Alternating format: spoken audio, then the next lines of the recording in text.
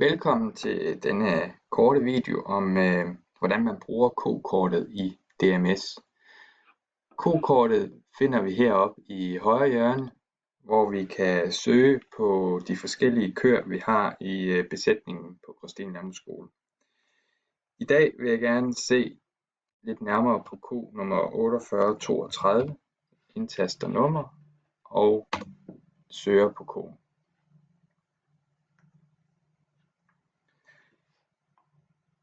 Der kommer en oversigt frem på koen her, og det vi kan se hernede, det er en blå kurve, som viser mælkeydelsen hos den her ko i sidste laktation, og så har hun haft en goldperiode, inden hun har kælvet igen, og så har vi den laktation, hun er i gang med her. Den røde kurve viser det, der er målet for hendes ydelse, så når den blå ligger over den røde, så betyder det jo, at koen producerer mere mælk end det, der er forventet. Vi kan se, at koen har i seneste 12 måneder haft en ydelse på næsten 16, eller faktisk over 16 tons mælk, og det er en rigtig høj ydelse hos sådan en Holstein-ko. Den daglige ydelse ved sidste kontrol kan vi også se, som ligger på 46,7 kilo EKM. Vi kan kigge på hendes sundhed ved at gå op og trykke på sundhed. Og der kan vi se, at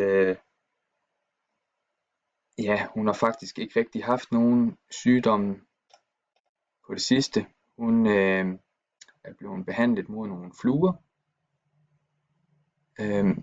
Og ellers så er der ikke de store sygdomme, som hun har haft inden for den seneste tid. Reproduktion kan vi se her, hvor vi kan se, at hun er insemineret, og hun er også erklæret drægtig. Så lige nu går hun og malker og er erklæret positivt drægtig. Så hun skal nok blive til faktisk en 5. kalvsko, altså hun kommer ind i 5. laktation, når hun har kælvet næste gang. Tilbage til oversigten her.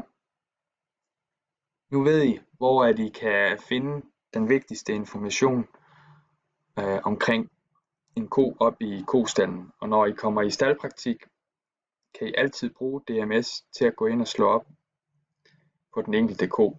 Det kunne for eksempel være en ko, som I har set udvise nogle brunsttegn, og der er det en rigtig god idé at gå hen i DMS og se, om koen også er klar til at inseminere i forhold til antal dage fra kælvning.